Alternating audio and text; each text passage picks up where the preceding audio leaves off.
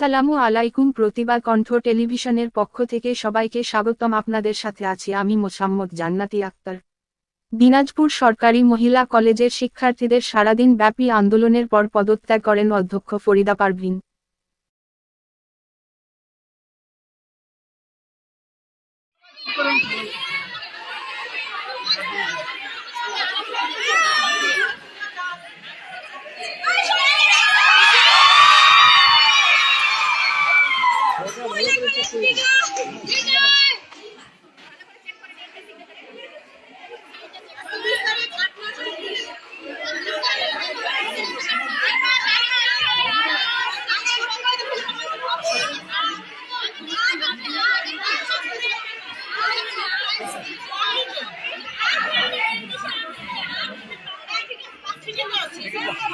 ওকে, ঠিক আছে আপা, এই নাও, এই এটা